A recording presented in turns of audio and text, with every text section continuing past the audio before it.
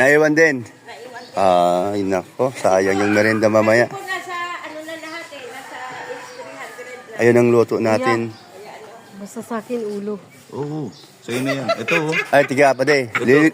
Lilinawin natin ang ulo. Anong ulo ba yan? Oh, sa baba. Oh, ano bang ulo? Ulo ng bangos! Ano ba? O kasi, yun na nga, yun.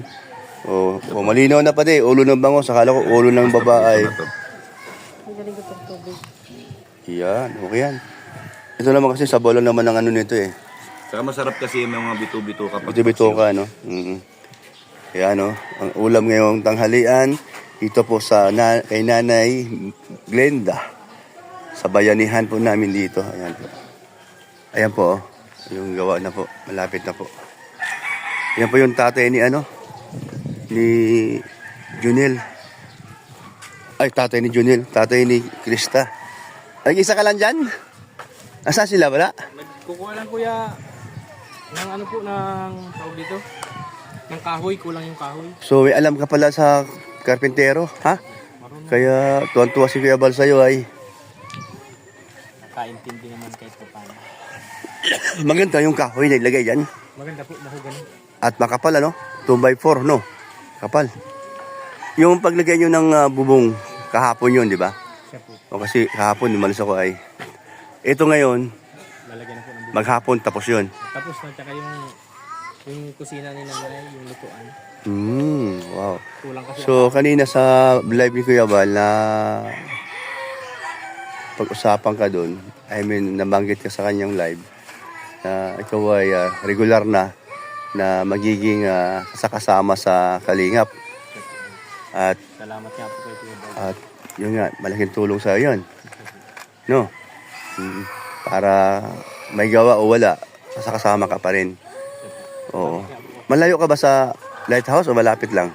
Ay ano lang po ako, basod man lang po. May service naman po ako. Basod. Ang basod malaki. San banda? Sa poblasyon lang po ako. Poblasyon 1, barangay side. Along highway? Along highway lang. May ano dyan police station. Malapit, malayo.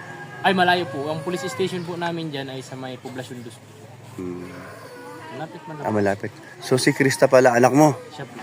Abay, malakas ang kanyang sa love team. Ano si Krista ngayon? Mag-16 na po siya ngayong April Si 16. April 16. Malapit na. Ayan na. Ang ating katulong. Dumating na. Ay, ngayon lang dumating yan? Ayun, sa kanila po nga kumuha na sina... Dito na galing yan kanina. Hindi pa po. Nag-antayan dun sa Bautista at dun nga galing sa kanya yung kahoy. Bali, nauna na siya, no? Si Rondron. Ayan po.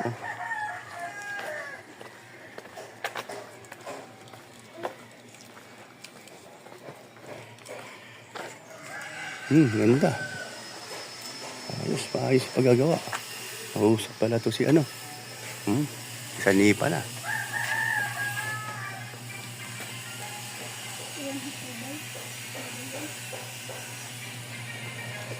Nanay, kamusta? Good morning. Maganda na ang iyong bubong at matatapos na. So, masaya ba ikaw? At maglalagay pa dito ng kwarto, no? Ayun. At palitadahan pa ito para mas lalong gumanda. Sana po at may mga no? Tulong pa ng iba at madagdagan ng budget ng paggawa ni Kuya Bal. Salamat sa mga sponsor dito kay Nanay Glenda. Sa saraduhan yan dyan. Di dyan ang abawat. Diyan ang ang pinto sa tindahan mo. Iyo.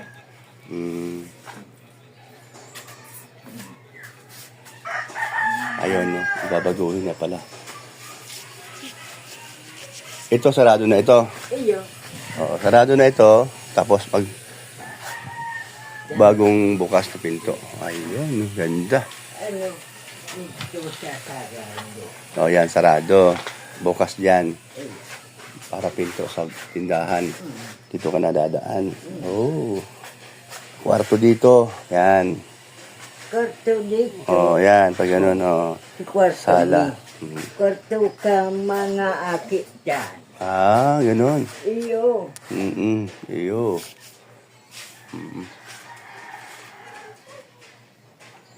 Oh, malapit-lapit na po, Nay. Malapit na po, no. Kunting ano na lang. Kunting tiyaga na lang at matatapos din.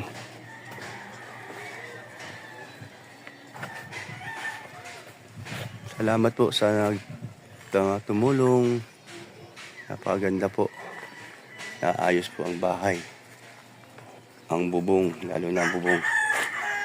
Yung bahay ni Nanay Glenda. Sana bagong pintura ito para mas sariwa. Yan.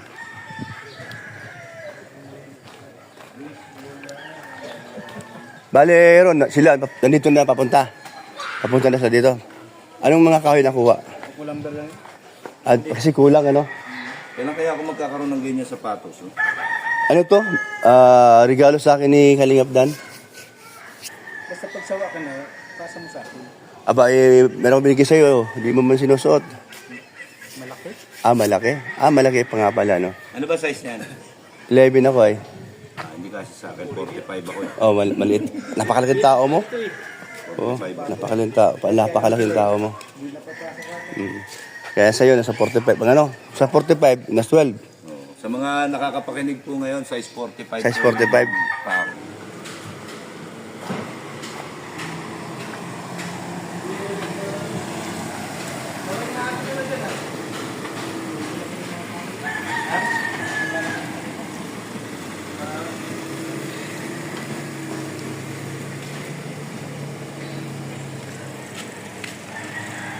Ito ko sa'yo. Stop! Tama na! Okay na.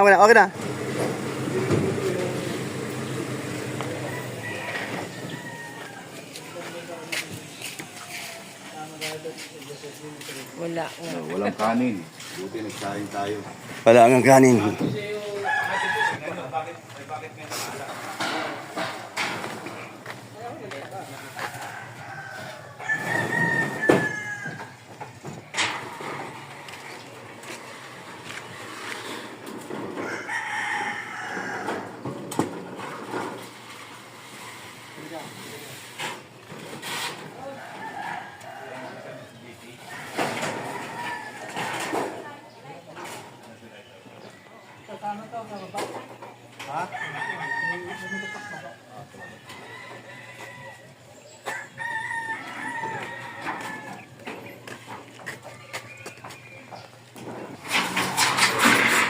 Ano lang po yan? Tayo. Yan. Mahugot na mahugot.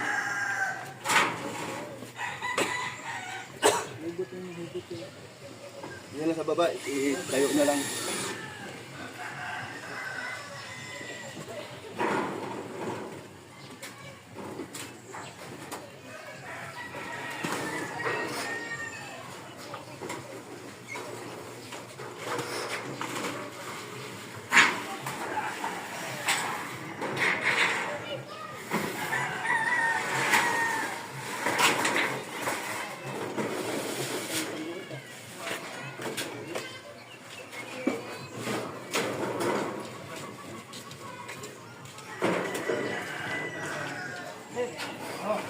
Doon siya haba doon? Yes.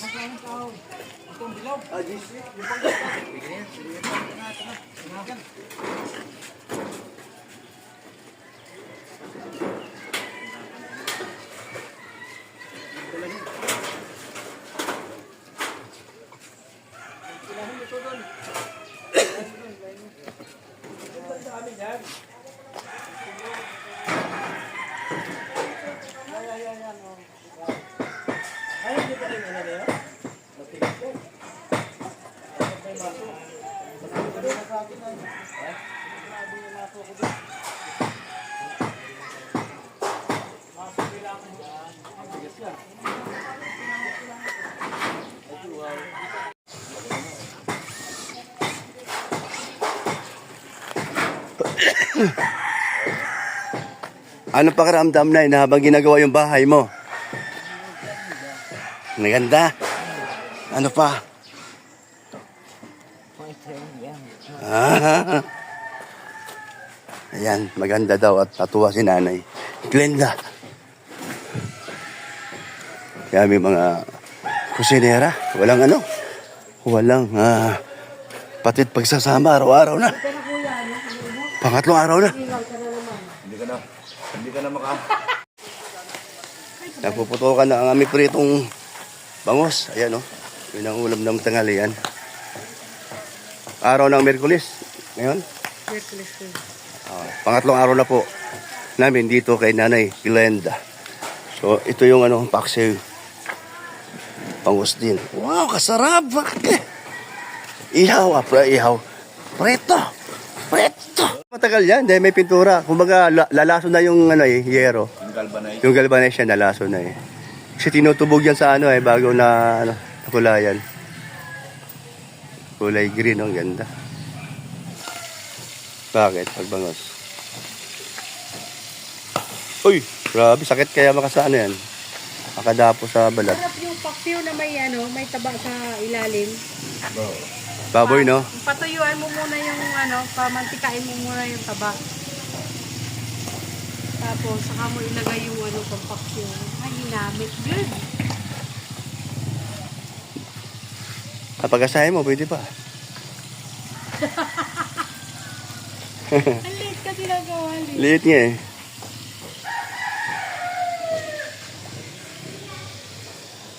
Maganda panahon kahapon at ngayon na. Hindi na ulan, hindi rin masyado mainit.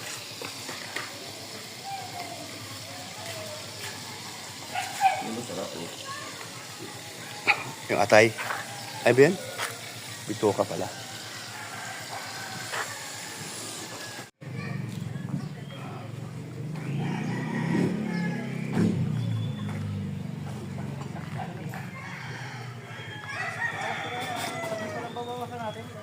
Ayan, mga kalingap. Tapos na ang bubong. Ayan o, salipan na lang. Ayan. Yan po, no? So, thank you po sa inyong pagsubaybay dito po sa bahay ni Nanay Brenda po. Nanay Glenda po. O, sa mga upload ni Kuya Val, panoorin niyo po. At kailangan po nating suportahan si Kuya Val. Thank you po sa inyong lahat. Bye-bye po. God bless po.